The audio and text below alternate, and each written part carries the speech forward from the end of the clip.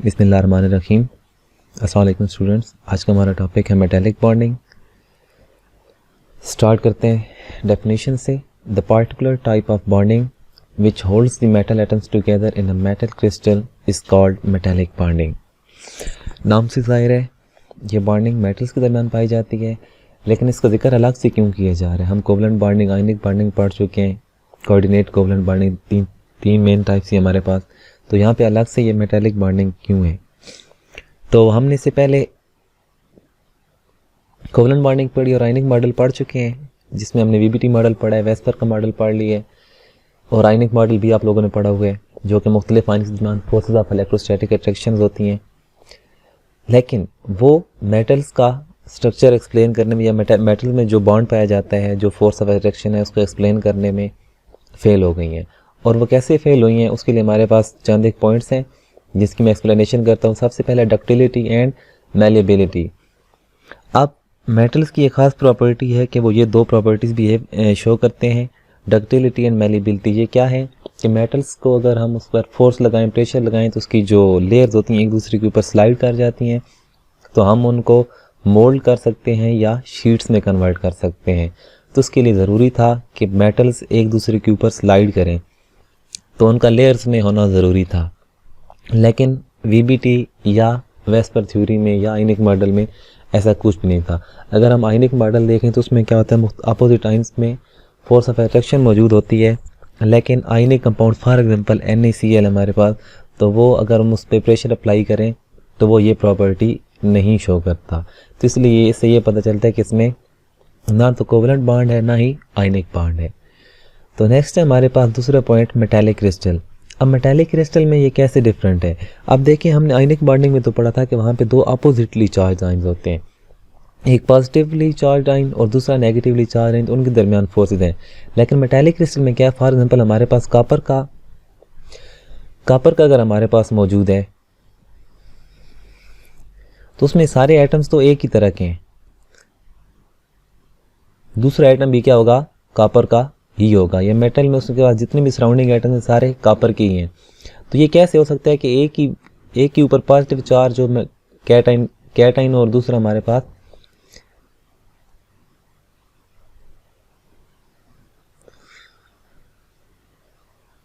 यहाँ पे देखें, हमारे पास ये पॉसिबल नहीं है कि कुछ कैटाइन मौजूद हो हमारे पास और कुछ एनाइंस हों, ये सिमिलर एटम्स हों और उन्हीं के ऊपर कैटाइन हो और वही एनाइन हो।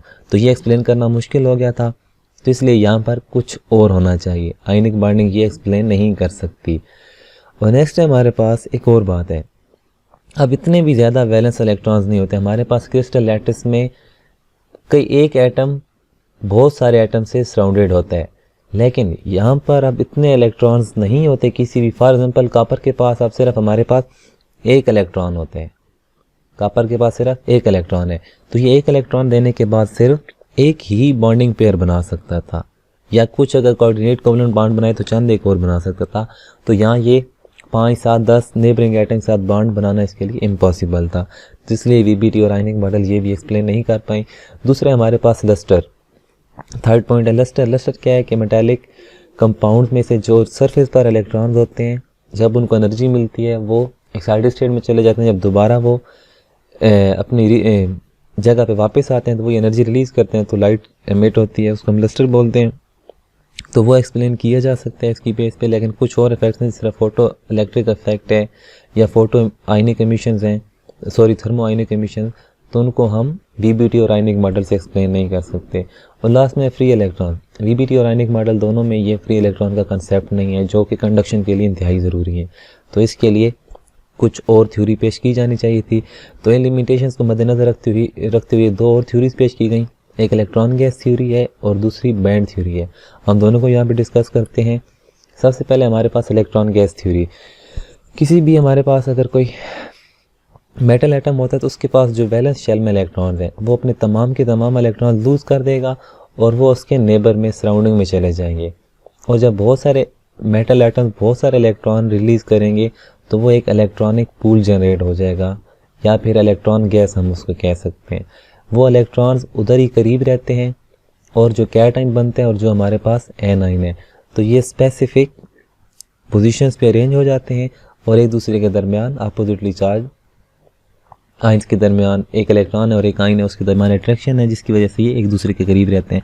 अब यहाँ पर देखें स्पेसिफिक लेयर है। अब यहाँ पर हम बहुत सारी प्रॉपर्टीज़ एक्सप्लेन कर सकते हैं, जो हम डक्टिलिटी और मेलेबिलिटी एक्सप्लेन कर रहे थे, या फिर जो हमने एक और देखा था कि इतने ज़्यादा बॉन्ड कैसे बन सकते हैं, तो वो वाला मसला भी हल हो गया इस बैंड थ्योरी में। लेकिन इस थ्योरी की चंद एक लिमिटेशंस थी।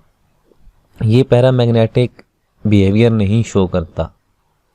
जो हमारे पास मेटल पैरामैग्नेटिक बिहेवियर शो करते हैं, इलेक्ट्रॉन गैस थ्योरी उसको एक्सप्लेन नहीं कर सकती, क्योंकि उसके लिए अनपेयर्ड इलेक्ट्रॉन होना ज़रूरी है, और ये कहीं भी कुछ ऐसा कंसेप्ट नहीं दे रही। इसके अलावा चंद एक और कंसेप्ट हैं जिनकी एक्सप्लेनेशन इलेक्ट्रॉन गैस थ्योरी नहीं दे सकती, तो उसके लिए एक और थ्योरी पेश की गई थी, जो क्या है बैंड थ्योरी। ये आपके कंटेंट्स आपके सिलेबस कैसा भी हैं। तो स्टार्ट करते हैं। इसके लिए आपको जो चीज़ पहले से आनी चाहिए, बैंड थ्योरी स्टार्ट करने से पहले आप मॉलिक्यूलर ऑर्बिटल थ्योरी पढ़ें, क्योंकि band theory is based on molecular orbital theory. यहाँ पे एक ब्रीफ इंट्रोडक्शन दिया गया मॉलिक्यूलर ऑर्बिटल थ्योरी का। According to molecular orbital theory, atomic orbitals mix to form molecular orbital. अगर 3 एटॉमिक ऑर्बिटल्स मिक्स होंगे तो 3 मॉलिक्यूलर ऑर्बिटल्स बनेंगे। तो एटॉमिक मॉलिक्यूलर ऑर्बिटल्स जो बनते हैं वो 2 तरह के होते हैं। एक हमारे पास बॉन्डिंग मॉलिक्यूलर ऑर्बिटल्स हैं, जिनकी एनर्जी क्या है, लोअर है, और नेक्स्ट हमारे पास एंटी बॉन्डिंग मॉलिक्यूलर ऑर्बिटल्स हैं, जिनकी एनर्जी हाई होती है। तो इनकी फॉर्मेशन कैसे होती है, ये कैसे बन रहे हैं, इसके लिए आप एमओटी की स्टडी करें, क्योंकि यहाँ पे ये डिटेल में डिस्कस नहीं किया जा सकता। तो अब नेक्स्ट करते हैं हम बैंड थ्योरी कैसे मेटल्स का स्ट्रक्चर एक्सप्लेन करती है। उसके लिए मैंने यहाँ पे 2 एग्जांपल्स ली हैं, उनको डिस्कस करते हैं। सबसे पहले देखें, हमारे पास है Na11, इसका अटॉमिक नंबर 11 होता है, तो इसकी मैंने इलेक्ट्रॉनिक कॉन्फ़िगरेशन यहाँ लिखी है। नोबल गैस कॉन्फ़िगरेशन नियोन, जिसका अटॉमिक नंबर 10 होता है। उसके बाद सिर्फ एक इलेक्ट्रॉन हमारे पास रह जाता है 3s1 में। तो वैलेंस शेल के लिए क्या है, नेक्स्ट हमारे पास 3p0। तो यहाँ पे हम देखें, सबसे पहले एक इलेक्ट्रॉन 3s में मैंने ड्रा की है, तो उसके मुताबिक ये देखें इसका सिर्फ अभी Na ही है, तो सिर्फ इसका एक ही ऑर्बिट शो किया गया हम। लेकिन जब 2 एटम एक दूसरे के करीब आते हैं, यहाँ पे देखें एग्जांपल Na2 में, तो जब एक 3s orbital from 1 Na atom and 1 3s orbital from another atom, ये दोनों मिक्सअप होंगे तो 2 मॉलिक्यूलर ऑर्बिटल्स बनेंगे। एक हमारे पास बॉन्डिंग होगा और दूसरा हमारे पास एंटी बॉन्डिंग होगा। इसकी एनर्जी कम होगी, बॉन्डिंग मॉलिक्यूलर ऑर्बिटल की, और एंटी बॉन्डिंग की एनर्जी हाई होगी, क्योंकि टोटल 2 इलेक्ट्रॉन्स हैं।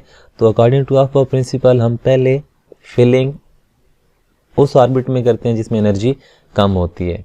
तो सबसे पहले बॉन्डिंग में फिलिंग होगी, क्योंकि इसकी एनर्जी कम होती है। नेक्स्ट देखें, अगर 4 एटम एक दूसरे के करीब हैं,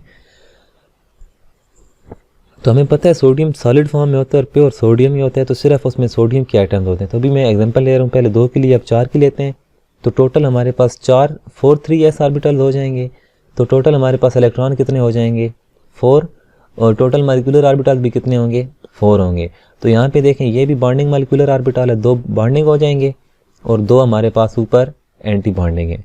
तो फिलिंग दोनों किस में हो रही है, बॉन्डिंग मॉलिक्यूलर ऑर्बिटल में। 2 इलेक्ट्रॉन इसमें आ जाएंगे, 2 इसमें, क्योंकि मैक्सिमम 2 आ सकते हैं। तो 4 पूरे हो गए, तो एंटी बॉन्डिंग में कोई इलेक्ट्रॉन नहीं होगा। इसी तरह यहाँ पे देखें, अगर हम 8 एटम्स लें, तो टोटल हमारे पास मॉलिक्यूलर ऑर्बिटल कितने बनेंगे, 8, 1 2 3 4 5 6 7 8, आप काउंटिंग कर लें। 8 ऑर्बिटल्स हैं हमारे पास मॉलिक्यूलर, जिसमें जो ये हैं हमारे पास पहले नीचे वाले 4, ये पहले 4 हमारे पास बॉन्डिंग मॉलिक्यूलर ऑर्बिटल्स हैं, और नेक्स्ट ऊपर जो है वो हमारे पास एंटी बॉन्डिंग मॉलिक्यूलर ऑर्बिटल हैं।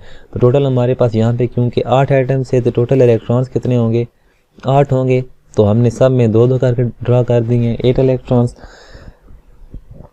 तो यहाँ पे देखें, जब हम लेट्स सपोज हम 1 मोल लेते हैं सोडियम का, तो 1 मोल में कितने एटम्स हो सकते होंगे, इसके Avogadro number of atoms 6.02 × 10⁻23 atom. तो जब उतने एटम्स मिलेंगे तो उतने ही मॉलिक्यूलर ऑर्बिटल्स बनेंगे। आप देखें, जैसे जैसे आप हम इधर आगे आते जा रहे थे, तो एनर्जी का डिफरेंस बहुत कम रहता जा रहा था। तो ऐसा ऐसा ये करते क्या हो गया है, यहाँ पे आप देखें 8 वाले में और कम हो गया। जैसे जैसे हम आपस में जाते जाएंगे तो ये बहुत ज़्यादा करीब हो जाएंगे। तो हम उसके लिए पूरा क्या कर लेते हैं, एक बैंड, यहाँ पे देखें ये पूरा एक बैंड शो किया गया कि ये सारे बॉन्डिंग मॉलिक्यूलर ऑर्बिटल्स आपस में ऑलमोस्ट मिक्स हो चुके हैं। तो इसको मैंने यहाँ पे लाइंस शो कर दी हैं कि ये फील्ड है, क्योंकि आप देखें हमारे पास बॉन्डिंग मॉलिक्यूलर ऑर्बिटल सोडियम के केस में फील्ड था। यहाँ पे भी आप देखें सारा फील्ड है, यहाँ पे भी देखें सारा फील्ड है। तो यहाँ पे इसलिए bonding molecular orbital completely field होता है, और जो नेक्स्ट हमारे पास एंटी बॉन्डिंग मॉलिक्यूलर ऑर्बिटल्स होते हैं वो एम्प्टी होते हैं। तो ये जो पूरा है बॉन्डिंग और एंटी बॉन्डिंग को मिला के हम क्या बोलते हैं, बैंड, और इस बैंड का नाम क्या होता है, वैलेंस बैंड। अब वैलेंस बैंड में क्या है, इलेक्ट्रॉन्स यहाँ से बॉन्डिंग से जंप करके ऊपर जा सकते हैं। अब यहाँ पे देखें सारे इलेक्ट्रॉन फिल थे बॉन्डिंग में, तो यहाँ पे मूवमेंट कम थी उनकी। अब अभी तक ये फ्री इलेक्ट्रॉन्स नहीं थे, लेकिन यहाँ से वो बॉन्डिंग से एंटी बॉन्डिंग में चले जाएंगे, तो यहाँ पे वो आप इजीली मूव कर सकते हैं। अब ये फ्री इलेक्ट्रॉन हैं तो सोडियम इलेक्ट्रॉन कंडक्ट कर सकते हैं। तो ये कंडक्शन कैसे हो रही है देखें, क्योंकि बॉन्डिंग से एंटी बॉन्डिंग में जंप करके जाते हैं, थोड़ी सी जब एनर्जी मिलती है तो ये इलेक्ट्रॉन कंडक्ट करता है। अब नेक्स्ट हम इसी की स्टडी करते हैं। देखिए हमारे पास अभी 3p0 भी मौजूद है। तो अब नेक्स्ट केस में हमने क्या किया है, 3s को भी ले लिया। ये तो हम पहले पढ़ चुके हैं डिटेल में कि इसका हाफ फील्ड होगा और हाफ एम्प्टी होगा। अब मैंने टोटल 2 एरो लगा दिए हैं, लेकिन यहाँ पे तो जितने ऑर्बिट होंगे हर किसी में 2 होंगे ना, तो ये सिर्फ 2 इसलिए ड्रा किए गए हैं जनरली कि ताकि पूरा ये जो हाफ है इसे नीचे लाइन से नीचे वो फील्ड है, और हाफ ये वाला हाफ हमारे पास क्या है, एम्प्टी है। अब देखें यहाँ पे एनर्जी इसकी 1s की, यहाँ पे दोनों इलेक्ट्रॉन आ गए 3s में, और यहाँ पे हमारे पास 3p क्या है, एम्प्टी है। तो यहाँ पे भी इस तरह इसके जब मॉलिक्यूल मिलेंगे, टोटल 3 हमारे पास p में सब ऑर्बिटल्स होते हैं, तो वो मिलके क्या करते हैं, 3 बॉन्डिंग बनाते हैं और 3 एंटी बॉन्डिंग बनाते हैं। तो जब इसके भी हम Na एटम्स लेंगे, जब हम Na एटम्स लेंगे सोडियम के, तो टोटल हमारे पास कितनी हो जाएंगे, ये देखें क्लोजली स्पेस्ड एटॉमिक ऑर्बिटल्स हैं, और जितने कम हो जाते हैं और इनकी आपस में यहाँ पे देखें एनर्जी इतनी कम हो जाती है s और p का डिफरेंस कि ये आपस में यहाँ पे डिफ्यूज्ड हो जाते हैं। तो यहाँ पे इसलिए ड्रा किया गया है, ये हमारा वैलेंस बैंड है और ये हमारे पास कंडक्शन बैंड है। कंडक्शन बैंड हमेशा एम्प्टी होता है, वो बैंड वो जिसमें हमारे पास इलेक्ट्रॉन्स होंगे उसको हम वैलेंस बैंड बोलते हैं, और वो जो एम्प्टी होता है उसको हम कंडक्शन बैंड बोलते हैं। अब यहाँ पे देखिए हमारे पास डिफ्यूजन जहाँ पे हो रही थी, जो मैंने यहाँ पे भी ड्रा की थी। तो ये तो हमारे पास हो गया वैलेंस बैंड और कंडक्शन बैंड का इंट्रोडक्शन। अब कैसे देखें हमारे पास कंडक्शन हो रही है, यहाँ से इलेक्ट्रॉन हमने देखा था वैलेंस बैंड से यहाँ पे गए एंटी बॉन्डिंग में, तो यहाँ से ये कंडक्शन बैंड में भी जा सकते हैं। अब यहाँ पर तो दोनों केसेस में ईजिली कंडक्शन हो सकती है। अब जिस तरह सोडियम है, अब हमारे पास जब एक इलेक्ट्रॉन भी था, जब ये फील्ड भी था नीचे वाला, तो ये इलेक्ट्रॉन पहले बॉन्डिंग से एंटी बॉन्डिंग में जा सकते हैं और उसके बाद ये कंडक्शन बैंड, तो यहाँ पे फ्री इलेक्ट्रॉन इजीली मूव कर सकते हैं, तो यहाँ पे कंडक्शन होगी। तो इस तरह बॉन्डिंग, मेटालिक बॉन्डिंग यहाँ पे एक्सप्लेन की गई कि ये कैसे कंडक्शन करते हैं, एटम्स कैसे जुड़ी हुई हैं। नेक्स्ट एग्जांपल देखें मैग्नीशियम की, उसकी इलेक्ट्रॉनिक कॉन्फ़िगरेशन लिखी हुई है। इसमें हमारे पास कितने होते हैं, 3s2। अब सोडियम और मैग्नीशियम में डिफरेंस कहाँ पे आएगा ये हम देखेंगे। तो यहाँ पे देखें मैग्नीशियम का सिर्फ एक एटम लिया गया है, तो दोनों इलेक्ट्रॉन इसमें आ गए हैं। अब नेक्स्ट हमारे पास क्या है, Mg2। टोटल 2 मॉलिक्यूलर ऑर्बिटल बनेंगे, एक बॉन्डिंग होगा और एक एंटी बॉन्डिंग। तो टोटल हमारे पास 4 इलेक्ट्रॉन थे, क्योंकि 2 एटम से टोटल 4 इलेक्ट्रॉन हो जाएंगे, तो 2 एंटी बॉन्डिंग में भी चले जाएंगे और 2 बॉन्डिंग में। नेक्स्ट है हमारे पास मैग्नीशियम 4, जितने एटम्स होंगे उतने ही हमारे पास मॉलिक्यूलर ऑर्बिटल बन जाएंगे, 4 बन गए। टोटल 4 के 8 इलेक्ट्रॉन होते हैं, तो 8 के 8 इलेक्ट्रॉन की यहाँ पे फिलिंग हो गई है। लेकिन जब हम Na एटम्स लेंगे तो उसके लिए सारे ऑर्बिटल इस तरह ये हमने शो की हुई हैं, मॉलिक्यूलर ऑर्बिटल हैं सारे, जिसमें से हाफ क्या होंगे, बॉन्डिंग, जो नीचे वाले हैं वो बॉन्डिंग होंगे और जो ऊपर वाले हैं वो एंटी बॉन्डिंग होंगे। तो अब यहाँ पे देखें मैंने 2 बड़ी बड़ी लाइंस ड्रा कर दी हैं, एक सिंगल इलेक्ट्रॉन के लिए जिस तरह हम ड्रा करते हैं सिंगल इलेक्ट्रॉन पेयर के लिए, क्योंकि पूरे ऑर्बिटल में हर जगह पे बनाने से बेहतर था कि मैंने एक ही मरतबा सब में बना दिया कि ये कम्प्लीटली फिल्ड है। अब यहाँ पे देखें हमारा जो वैलेंस बॉन्ड है कम्प्लीटली फिल्ड है, जबकि जो सोडियम में था उसमें सिर्फ बॉन्डिंग में इलेक्ट्रॉन थे, एंटी बॉन्डिंग में इलेक्ट्रॉन्स नहीं थे। तो ये डिफरेंस है, क्योंकि इसका जो ऑर्बिट था वो कम्प्लीटली फिल्ड था, S वाला। तो अब नेक्स्ट देखें, इसमें भी 3p नॉट एम्प्टी आ गए। तो ये 3s वाला तो हो गया हमारे पास, इसका ये देखें पूरा एम्प्टी था, फील्ड था वैलेंस बैंड। तो और नेक्स्ट क्या था हमारे पास 3p। तो यहाँ पे भी देखें, इसके भी बाद में सारे डिफ्यूजन हो जाती है यहाँ पर आके। अब देखें इनमें एनर्जी गैप है ही नहीं, बिल्कुल आपस में ये तो इंटरमिक्स हो रहे हैं।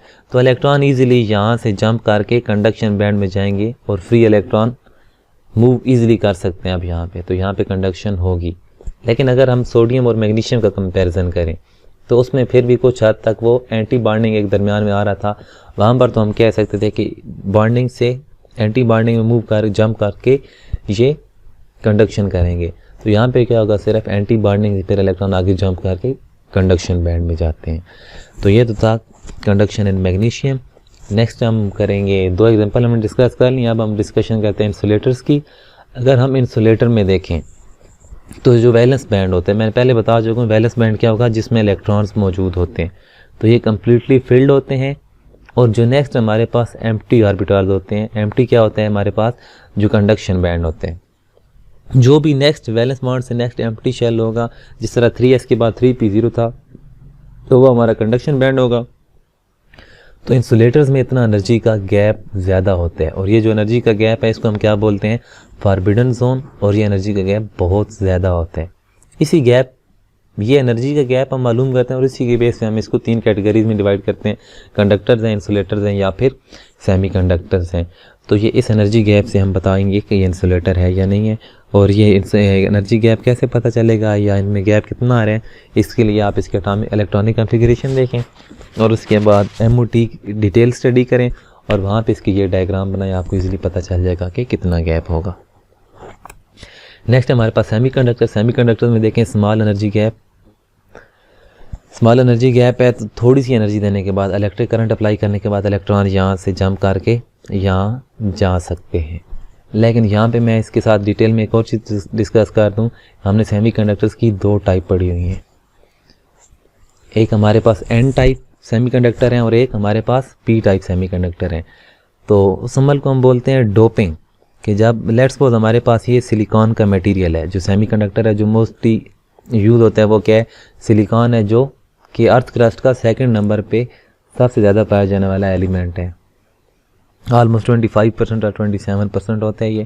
तो जब इसकी डोपिंग की जाती है फास्फोरस के साथ या फिर सिलिकॉन, फास्फोरस और गैलियम के साथ, तो सिलिकॉन के पास कितने इलेक्ट्रॉन होते हैं, 4। फास्फोरस के पास होते हैं 5 और गैलियम के पास कितने होते हैं, 3। ये नंबर ऑफ वैलेंस इलेक्ट्रॉन्स हैं। जब आप इसकी डोपिंग करेंगे फास्फोरस के साथ, अब क्योंकि फास्फोरस के पास इलेक्ट्रॉन्स ज़्यादा हैं 5, तो यहाँ पे दरमियान में एक और बैंड बनता है। क्योंकि ये जो नीचे वाला वैलेंस बॉन्ड था ये तो था सिर्फ सिलिकॉन के लिए। तो अब क्योंकि डोपिंग कर दिया आपने, कुछ एटम्स हमारे पास इसके फास्फोरस के भी आ गए हैं, तो फास्फोरस के लिए वैलेंस बैंड भी क्या होगा, फिल्ड होगा, क्योंकि उसके पास भी इलेक्ट्रॉन मौजूद हैं। कम्प्लीटली फिल्ड वैलेंस शेल है हमारे, वैलेंस शेल फॉर फास्फोरस है ये। तो यहाँ से इलेक्ट्रॉन अब जंप करके कंडक्शन बैंड में जाएंगे। तो एनर्जी गैप देखें और मज़ीद कम हो गए, क्योंकि पहले यहाँ से जा रहे थे और अब कहाँ से इलेक्ट्रॉन जंप करके जा रहे हैं, यहाँ से। तो इसलिए यहाँ पे एनर्जी गैप कम हो गया, तो कंडक्शन और ज़्यादा अच्छी हो जाती है डोपिंग के ज़रिए से। लेकिन जब हम 3 के साथ करते हैं, अब देखें, अब क्योंकि इस पर नेगेटिव चार्ज है ना, इलेक्ट्रॉन एक एक्स्ट्रा आ गया, यहाँ पे 5 इलेक्ट्रॉन है, तो इसलिए इसको क्या बोला जाता है, N टाइप सेमीकंडक्टर। जब भी आप फास्फोरस के साथ या किसी भी ऐसे एलिमेंट के साथ डोपिंग करते हैं जिसमें इलेक्ट्रॉन्स ज़्यादा होंगे पेरेंट मटेरियल की निस्बत, तो हम उसको N टाइप बोलते हैं। और अगर हमारे पास इसके अपोजिट हो, गैलियम के साथ हम करें, तो यहाँ पे जो कंडक्शन बैंड बनेगा वो एम्प्टी होगा, क्योंकि यहाँ पे इलेक्ट्रॉन्स कम है इसके पास। तो इलेक्ट्रॉन्स पहले वैलेंस बैंड से इस वैलेंस बैंड में जाएंगे। जो नीचे हमारे पास सिलिकॉन का था, वहाँ से इलेक्ट्रॉन कहाँ जा रहे हैं, ऊपर जा रहे हैं। और फिर यहाँ पे क्या रह जाएंगे, होल्स क्रिएट होंगे। उन होल्स को कंप्लीट करने के लिए फिर नीचे से इलेक्ट्रॉन आएंगे और इस तरह कंडक्शन होती है। तो क्योंकि यहाँ पे इलेक्ट्रॉन कम होते हैं, तो यहाँ पे क्या है, हम इसको क्या बोलेंगे, P टाइप फॉर पॉजिटिव। तो इसकी डोपिंग था। तो यहाँ तक हमने इसकी बेसिक्स अंडरस्टैंडिंग कर ली है बैंड थ्योरी की। तो इसके बाद आपको जो भी क्वेश्चन हो आप मुझसे कमेंट में पूछ सकती हैं। शुक्रिया।